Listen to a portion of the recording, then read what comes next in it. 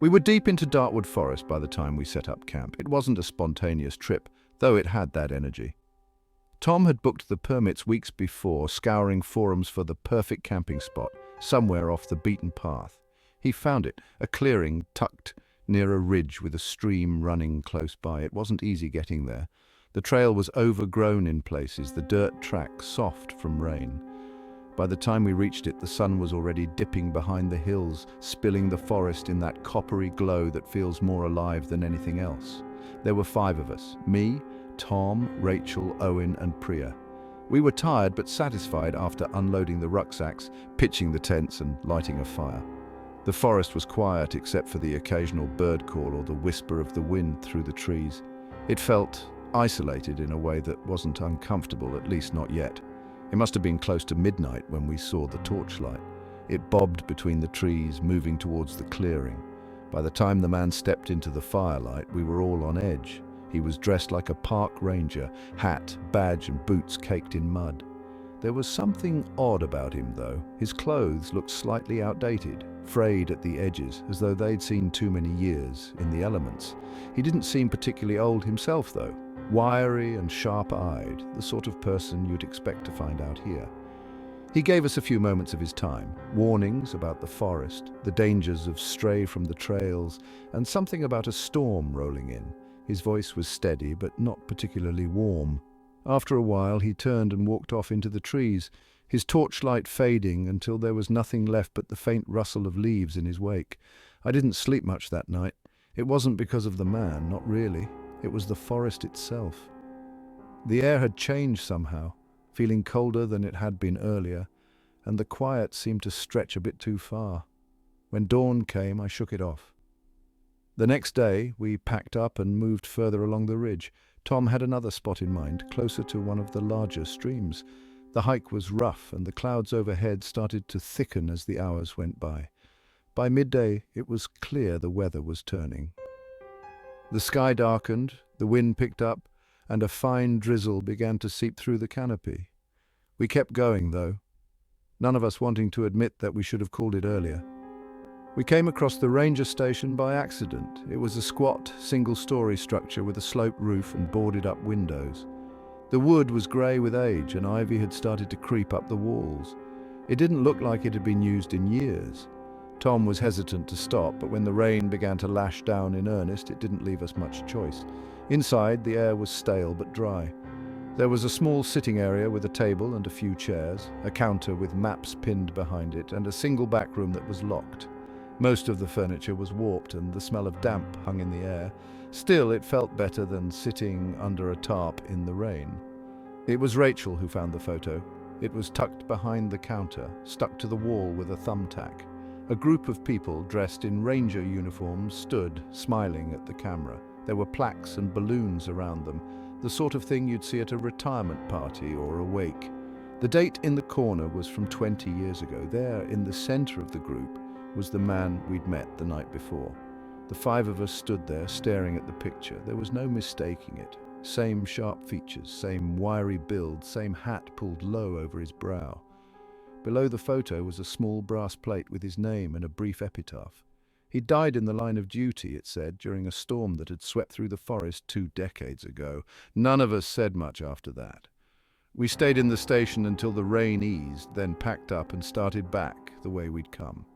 The mood had changed, though. No one wanted to be in the forest anymore, not with that knowledge hanging in the air. The path back felt longer, the trees pressing closer together as the light began to fade. I thought I saw a figure in the distance once or twice, standing just beyond the reach of the trail. Each time I blinked, it was gone. When we finally reached the trailhead, none of us looked back. We were bored. That's how it always starts, doesn't it? Boredom and a bit of daring, and suddenly you're doing something stupid just because it seems like a laugh. There were 5 of us: me, Will, Amy, Dan, and Claire. We were all home for the summer, the last break before uni would scatter us to the wind. It was Amy who brought it up, the story about the witch in the woods. She'd heard it from her older brother the way everyone had, but she told it like it was fresh, like she'd uncovered some local legend no one else had dared to talk about. A cabin deep in the woods, past the old quarry where a witch lived hundreds of years ago. They hanged her, or burned her, depending on who was telling it, but she didn't die properly. Now she haunted the place, or so the story went. People swore the trees around the cabin never grew leaves again, no matter the season, and that you could hear her crying if you got too close. We decided to camp out there. It was stupid, of course, but what else were we going to do? The pubs in town were dull, and the thought of spending another night playing cards in someone's shed was too depressing to consider. We packed rucksacks, borrowed a tent from Will's dad, and set off just after lunch. The woods were about an hour's walk from town, but getting to the quarry and past it would take longer. We had a map, one of those cheap laminated ones they sell at the corner shop, and a compass none of us knew how to use. It felt like a proper adventure, even if the whole thing was based on a story we didn't believe. By the time we reached the quarry, the sun was starting to dip behind the trees and the shadows stretched long across the ground. The air had that late summer warmth, but under the canopy of trees it felt cooler. We found a flat patch of ground near a stream and set up camp. The tents were pitched, the fire was lit, and we sat around it, joking and swatting at midges, pretending we weren't even thinking about the cabin or the witch or the stories we'd heard as kids. The first night passed without incident. I woke up a few times, startled by the sounds of the forest, but it was normal stuff, owls hooting, branches swaying in the breeze. I remember lying there, staring at the tent ceiling, wondering if I'd drift off, but eventually the dawn came, and it felt silly to have been on edge. The second night wasn't the same. It started with the sound of twigs snapping. Light scattered like someone, or something, was moving through the undergrowth just beyond the firelight. We all heard it, though no one said anything. The laughter and joking tapered off, and we sat there, staring into the flames, our faces lit orange, our backs cold. When we finally crawled into the tents, the sounds outside didn't stop. They moved around us, circling, pressing just to the edge of where we could see. In the morning, we found the effigies, small figures made of sticks, tied together with strands of something that might have been grass or hair. They were hanging from the trees all around our camp, dozens of them, swaying slightly in the breeze.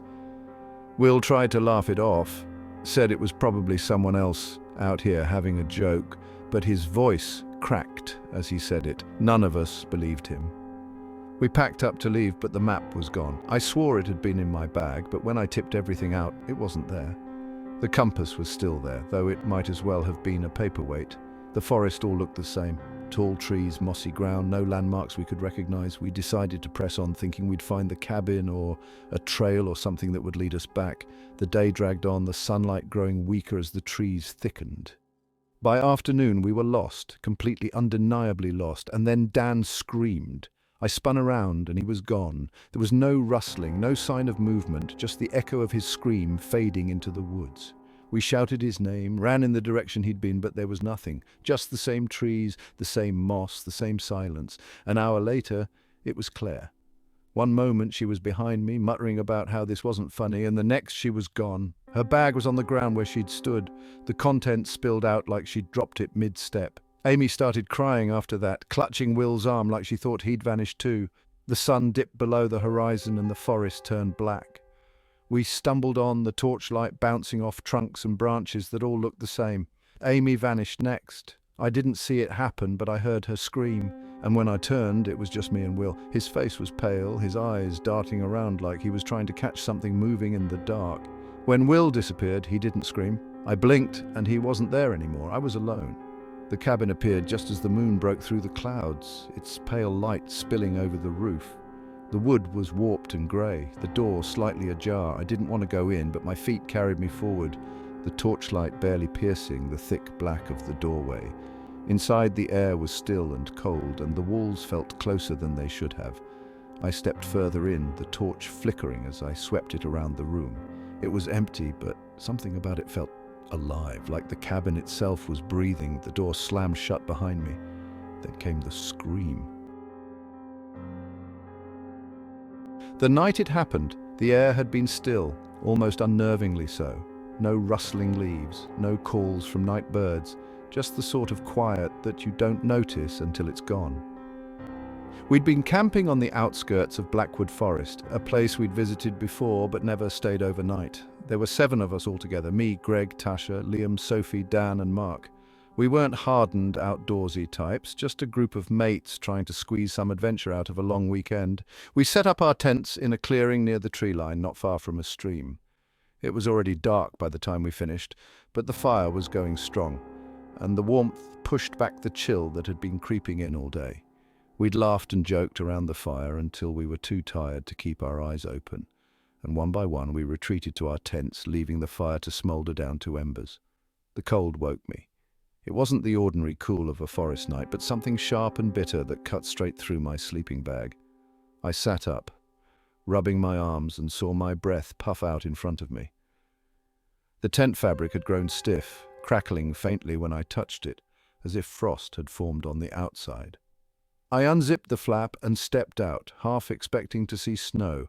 Instead, a thick fog had rolled in, swirling through the clearing and snaking between the tents. It was bone-white and clinging, dampening everything it touched. The fire pit had gone completely cold, the embers extinguished.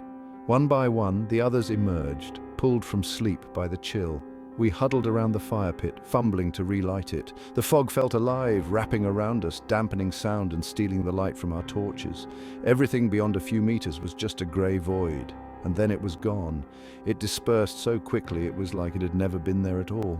The clearing came back into view, the dark trees looming on every side, but we weren't alone anymore. There was a man standing near the edge of the fire pit, staring at us. He looked out of place, like someone out of a photograph. His clothes were old-fashioned, worn trousers, held up with braces, a shirt with the sleeves rolled to the elbows, and his face was pale and lined, as if he'd been carved from stone. We froze, all of us, unsure if we were seeing things. He wasn't solid, not completely. The firelight flickered through him, his edges blurring and reforming like smoke caught in a draught, and then he spoke. His voice was strange, cold and hollow, and he told us he'd been killed. He didn't give a name or a reason, just that one of us had done it. He said we were in danger, every single one of us. Before anyone could react, he threw his head back and screamed, a sound that split the air like tearing metal. It cut through the clearing and into the trees, echoing back on itself until it faded completely, and then he was gone. The silence that followed was suffocating. We stared at each other, faces pale in the firelight, searching for answers none of us had. Dan stumbled away from the group, his head shaking like he was trying to clear it. Greg's hands were clenched into fists, his face flushed with anger or fear. It was hard to tell which. Sophie broke first, muttering something as she grabbed her bag and bolted into the trees. Tasha went after her, calling out, but neither came back. The rest of us stayed by the fire, too scared to move, but too scared to leave each other's sight. No one spoke. The words were stuck in our throats, blocked by the unspoken truth hanging in the air. One of us had killed him. The night dragged on, the fire dwindling despite our efforts to keep it alive. I kept glancing at the others, at their faces, their hands, wondering who it could be. None of them looked like killers, but then I suppose no one really did. By dawn, the group had thinned again. Greg and Liam were gone. They'd been there the last time I'd looked, sitting by the fire with hollow eyes. But now there was just their gear, scattered where they'd been. It was just me and Dan now. He sat across from me, staring into the ashes, his face drawn and pale. His leg jiggled constantly, the motion pulling at the fabric of his jeans. I couldn't tell if it was nerves or something else. We didn't speak, just sat there as the sun crept higher, washing the clearing in dull grey light. It should have felt like safety, but it didn't. When I turned back from the tree line, Dan was gone. The fire was dead by then, the cold creeping back in. I sat there for hours, my ears straining for sounds that never came, my eyes darting to every flicker of movement. When night fell again, I didn't relight the fire. I didn't move at all. The fog came back, curling through the clearing like a living thing. And with it, I swear I heard the man's voice again, and then I was alone. The forest was the sort you'd expect to find in a picture book. Towering pines, thick moss carpeting the ground, and a silence that pressed in on you like a hand over your mouth. Except this wasn't a picture book, and we weren't here for fairy tales. This was Blackwood, a stretch of ancient woodland with a reputation so blackened by rumour and disappearances that it was a wonder anyone came near it, but we weren't just anyone. We were ghost hunters, or at least we fancied ourselves as such. We'd come with the usual equipment, EMF detectors, spirit boxes, thermal cameras, all packed into sturdy cases. The others seemed calm, even eager. I wasn't. Maybe it was the stories that got to me, or maybe it was what had happened to Paul. Paul had been part of a team that came here 5 years ago, filming for a local TV station. He'd vanished, gone without a trace. His gear was found later, scattered like breadcrumbs, but no Paul. Search teams combed the forest for weeks. Nothing. I suppose that was why we were here. A mixture of curiosity and arrogance, thinking we could do what others couldn't. We set up camp just before dusk, near a clearing surrounded by skeletal pines. The trees were ancient, their trunks gnarled and bark peeling in strips. The air smelled damp, earthy, with a faint trace of something metallic that I couldn't quite place. The others began unpacking gear, setting up a base station with laptops and monitors. By the time darkness fell, we were ready. The forest at night was pitch black, the kind of darkness that swallows torch beams and makes you feel like you're walking blindfolded. We split into pairs, each taking a section of the forest to explore. I ended up with Nick, our tech guy. He carried a thermal camera while I held an EMF meter that barely stayed steady in my hands. The woods were quieter than they should have been. No wind, no rustling leaves, not even the distant hoot of an owl, just our footsteps crunching over pine needles and the occasional beep from the meter. It didn't take long for the strange things to start. Nick's thermal camera began picking up anomalies, patches of cold that danced across the screen like snowflakes, but when we moved closer, there was nothing there. No animals, no explanation, just the cold.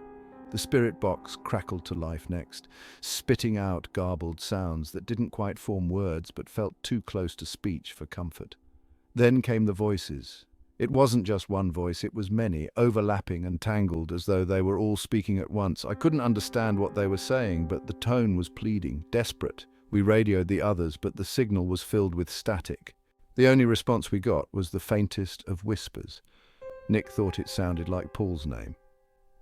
By midnight, the team regrouped back at the clearing, except we weren't all there. Sarah and Tom hadn't returned. We waited, calling out over the radios, shining torches into the trees, nothing. Their kit was still transmitting. Tom's EMF reader showed a steady spike, Sarah's thermal camera pulsing with strange flickers, but they were gone. Nick and I decided to follow their last known direction, leaving the base station behind with Claire, our lead investigator. She argued, wanted us to stay, but we ignored her. The further we went, the more distorted everything became. Our torches seemed dimmer, their beams swallowed by the dark, the equipment malfunctioned, cameras froze. The EMF meters spiked wildly, and the spirit box emitted a low, steady hiss. That's when we heard it. Paul's voice. It came from somewhere ahead, calling out weakly, like he was hurt or lost. I didn't want to go after it. Nick insisted, though, and I couldn't leave him alone. The voice led us deeper into the woods, past trees that seemed to shift when you weren't looking, past rocks that gleamed faintly with something that might have been moisture or blood. We found Sarah's camera propped against a tree. The lens was cracked, the screen shattered, but it was still recording. Nick rewound the footage while I kept an eye on the forest. The video showed Sarah and Tom walking ahead, their backs to the camera, then something moved behind them. A shape too vague to describe, but it was there, closing the distance. The screen went black, and when it came back, the camera was on the ground, pointing up at the trees. And the trees were moving. Not swaying, not bending in the wind, moving. Nick dropped the camera, muttering under his breath. That's when the fog came. It rolled in so fast, we didn't have time to react. 1 second the air was clear, the next we were surrounded. The temperature plummeted, and I could barely see Nick a foot away. Something brushed past me. I spun around, swinging my torch, but there was nothing there. Nick screamed. I ran towards the sound, shouting his name. The fog seemed to thin just enough for me to see him, but he wasn't alone. A figure stood behind him, its face hidden, its body barely more than a shadow. It reached out, and Nick collapsed without a sound. I ran. I don't know how I made it back to the clearing. When I stumbled in, Claire was gone. Her chair overturned, the laptop screen smashed. Paul's voice came again, calling my name. I didn't turn around. We chose a small patch of woodland by the lake, the sort of place that seems forgotten by everyone but the birds and the trees. It was late September, and the air carried just enough chill to remind you autumn was settling in. There were 4 of us, me, Sam, Craig and Beth. The plan was straightforward, a weekend under the stars, no phones, no work, just a chance to breathe. The first night felt like any camping trip I'd been on before. We pitched our tents in a rough circle around the fire pit. The flames flickered and cracked. sending orange light bouncing off the tree trunks around us. We had the usual spread of tinned stew and beer, laughing at jokes that probably wouldn't have been funny anywhere else. It was quiet out there, the sort of quiet you don't get in the city. You could hear the rustle of leaves, the lap of water against the lake's edge, the occasional hoot of an owl. Peaceful. I don't know what woke me that night, but I sat bolt upright in my sleeping bag with a start. For a few seconds, I wasn't even sure what had jolted me awake. The fire had burned low, casting a faint orange glow. The stillness of the clearing felt different, like I'd interrupted something. My skin prickled. I listened for what felt like hours, my heart thudding in my ears. There was nothing, not even the usual rustle of small creatures. When dawn broke, I shrugged it off.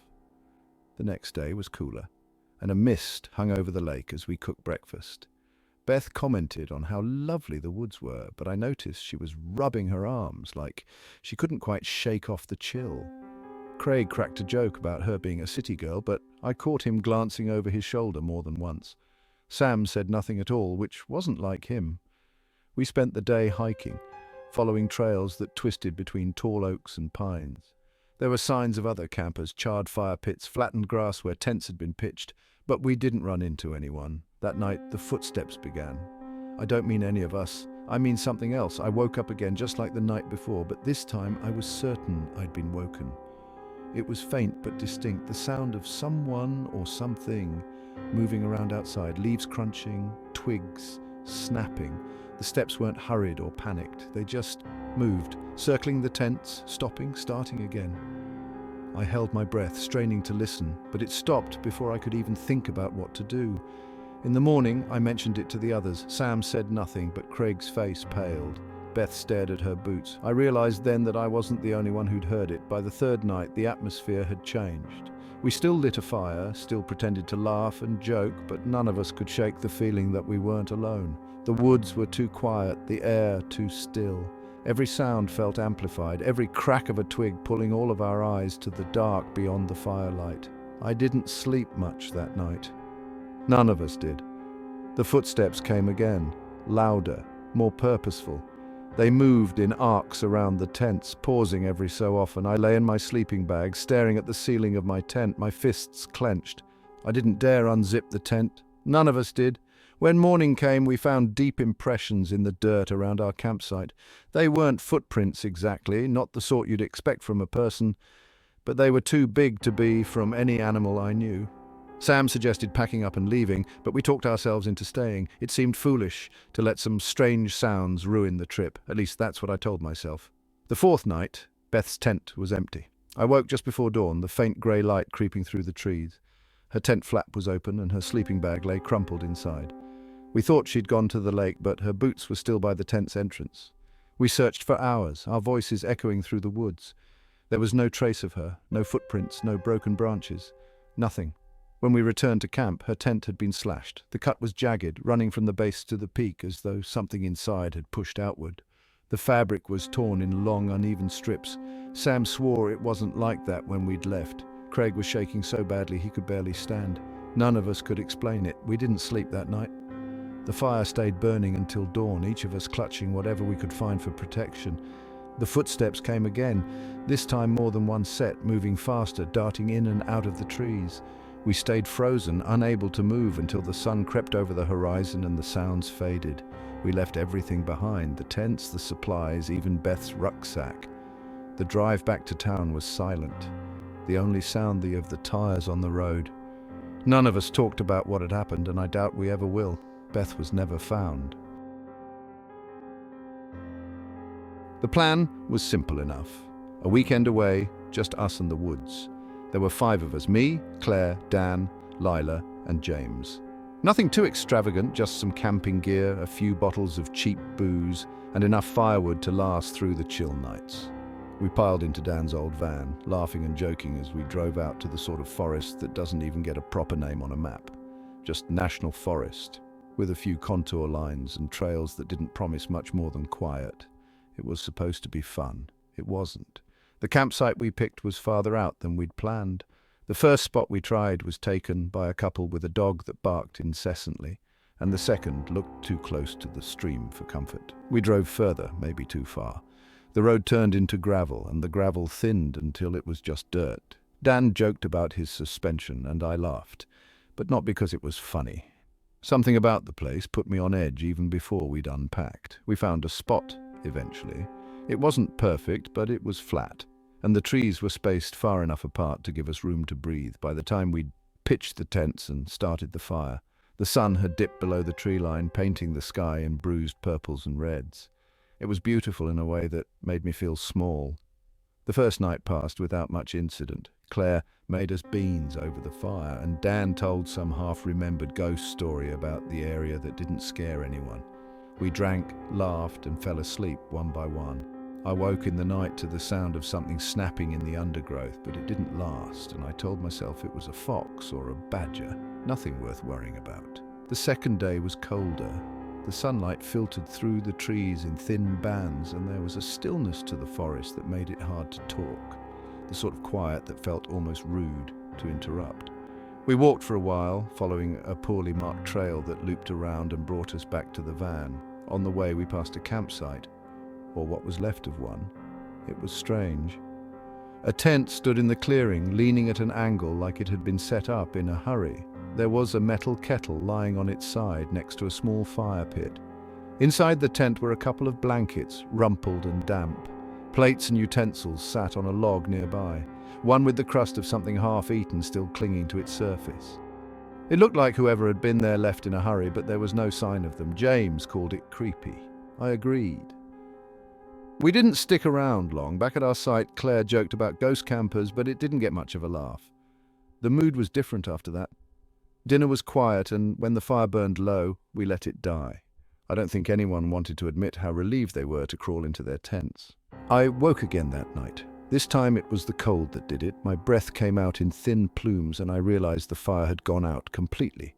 Pulling on my jacket, I crept out to relight it. As I struck a match, I noticed something that hadn't been there before. Footprints. They were faint but unmistakable, leading from the edge of the clearing to our camp and back again. They didn't belong to any of us. They were too large, too spaced out, and the tread didn't match the boots I'd seen that day. I tried to shake it off, thinking of all the excuses that might explain them. None sat right with me. In the morning, Dan noticed his bag was missing. We thought it was a prank, but no one confessed. The bag turned up 20 minutes later, hanging from a tree branch about 100 feet away. Everything was still inside, but the bag itself was damp, like it had been dragged through wet grass. No one could explain it, so we didn't try. The third night was when things got worse. We decided to pack up the next day, cutting the trip short. It felt like the right decision. The forest had grown colder, quieter. The laughter felt forced, and even the simplest tasks seemed harder than they should have been.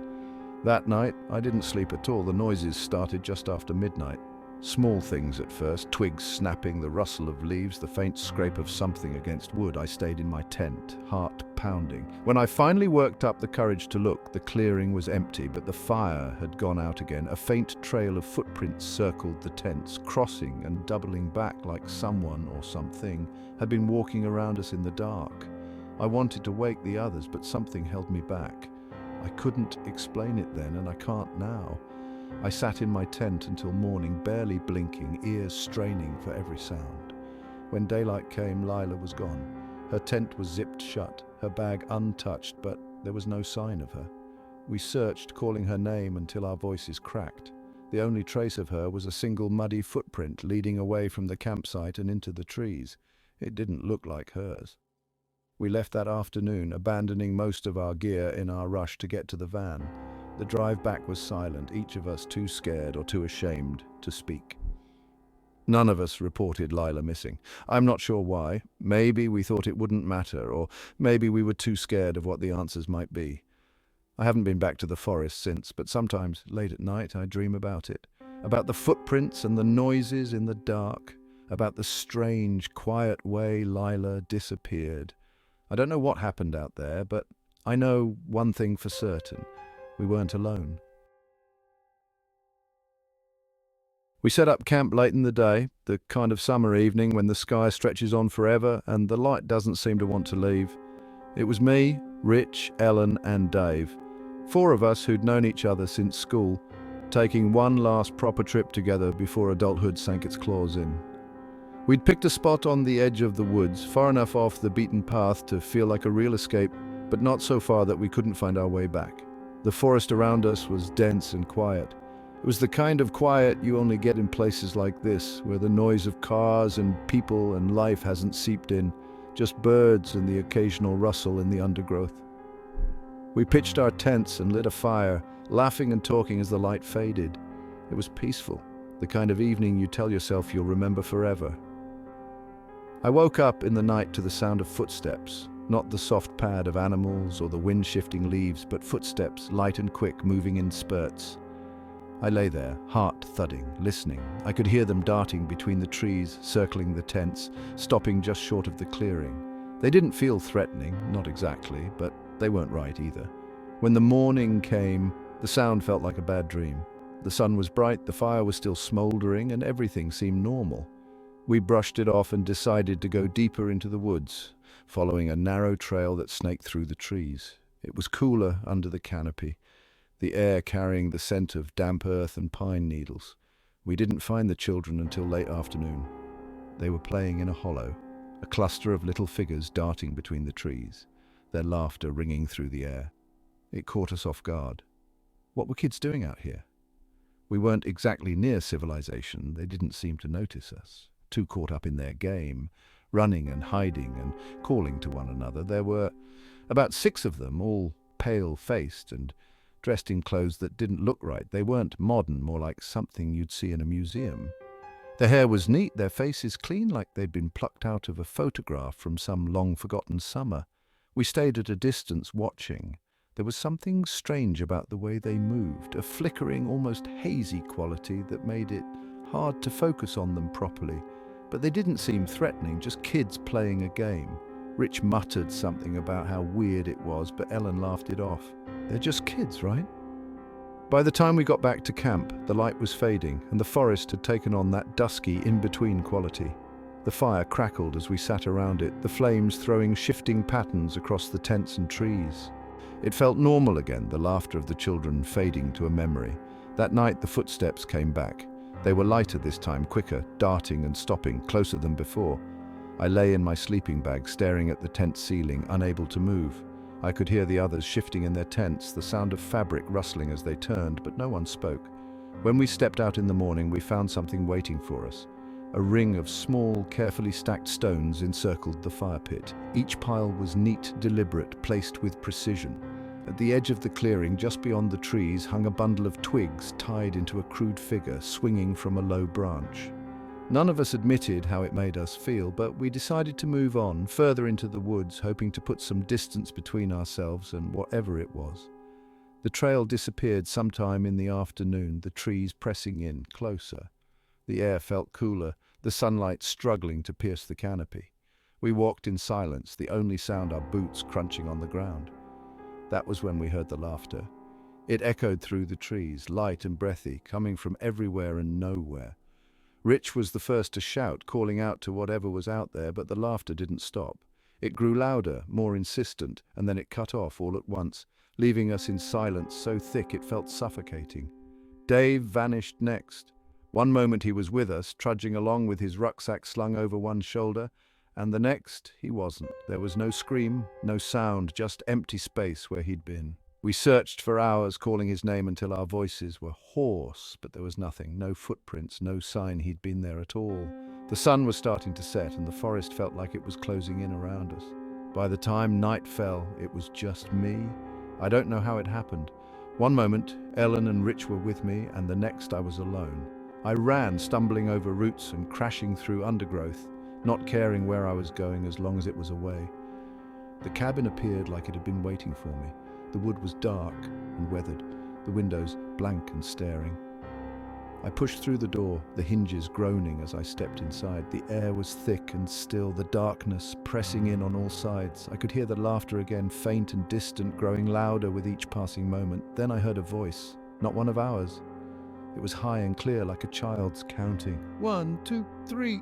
The door slammed shut behind me. We'd been hiking for most of the day when we reached the clearing. It wasn't much of a destination, just a gap in the forest where the trees had been burned to skeletal remains. their charred trunks poking out of the ground like the ribs of some long-dead beast. Tom had picked the route, swearing up and down it would be worth the climb, but when we arrived there wasn't much to look at. Just scorched earth, twisted wood, and the faint smell of something acrid that hung in the air, almost like burnt plastic. None of us said anything as we moved through it, our boots crunching on blackened bark and brittle leaves. The forest around us was alive with colour and sound, but the clearing felt like another world entirely, quiet, barren, with the air sharper than it had been further down the trail. I'd heard about forest fires before, but I'd never seen the aftermath. The scale of it was hard to wrap my head around. Tom mentioned the fire had happened decades ago, back in the 70s or 80s, but you wouldn't have guessed that by the look of it. The ground was ash grey, and the blackened trees stretched out in every direction, their twisted shapes almost looking deliberate, like someone had placed them there as part of some cruel sculpture. We decided to set up camp near the edge of the clearing, where the burnt earth gave way to grass and undergrowth. It wasn't the sort of place I'd have chosen to stay, but we were too tired to argue. By the time the tents were up and the fire was lit, the sky had turned a deep orange with streaks of purple and pink along the horizon. The forest beyond the clearing looked peaceful enough in the fading light, though that strange burnt smell hadn't gone away. If anything, it seemed stronger now, almost fresh. The fire crackled as we ate, the flames throwing long beams of light against the blackened trunks nearby. The quiet seemed to creep back in as the night deepened, and even the wind in the trees faded until all I could hear was the pop of the fire and the occasional rustle of fabric as someone shifted in their seat. It was cold, colder than it should have been for late summer, and I found myself huddling closer to the flames, staring into the embers. I woke in the night to the smell of smoke, much stronger than before. It was sharp, almost choking, and I sat up in my sleeping bag, coughing and rubbing my eyes. The air inside the tent was thick with it, and I could see a faint orange glow filtering through the fabric. For a moment I thought our campfire had reignited, but when I unzipped the tent, my stomach dropped. The clearing was alive. Flames danced across the ground, licking up the blackened trunks and curling around the branches above. They moved with a strange fluidity, flickering in and out of existence, as if they weren't entirely real. But the heat was real, pressing against my face as I stepped out of the tent. I could see the others doing the same, their silhouettes shifting against the glow as they looked around in confusion. The trees that had seemed so lifeless in the daylight were now ablaze, their scorched bark glowing red and orange, the fire crackling like some monstrous heartbeat. And then there were the screams. They came from everywhere and nowhere, cutting through the roar of the flames. High-pitched and jagged, the sound was unlike anything I'd ever heard before. It wasn't just pain. It was panic, terror, the sound of people who knew they were about to die. I turned, trying to find the source, but there was nothing. Just fire and ash, the clearing alive with chaos. For a moment I thought I saw figures in the flames, faces twisted in agony, hands clawing at the air, but they vanished as quickly as they'd appeared. Someone grabbed my arm, Tom, I think, and pulled me towards the edge of the clearing. The heat was unbearable now, the air so thick with smoke I could hardly breathe. My eyes burned as we stumbled through the trees, the fire spreading behind us in waves, chasing us down the slope. I could still hear the screams, rising and falling like a tide, and the faint, echoing sound of something cracking, branches maybe, or bones. We ran until the trees around us turned green again, the ash giving way to dirt and grass. The forest here was dark, the canopy blocking out what little moonlight there was, but the smell of smoke had faded and the air felt cooler. I collapsed against a tree, gasping for breath, my chest heaving. The others were close by, their outlines just visible in the gloom. No one spoke. When dawn came, we retraced our steps to the clearing, though every part of me screamed not to. The ground was cool and grey, the air still sharp with that burnt plastic smell. The trees were the same blackened stumps we'd seen the day before, lifeless and brittle. There was no sign of fire, no trace of the inferno that had chased us through the night. But as we stood there staring at the scorched earth, I could swear I heard it again, faint, distant, the sound of screams.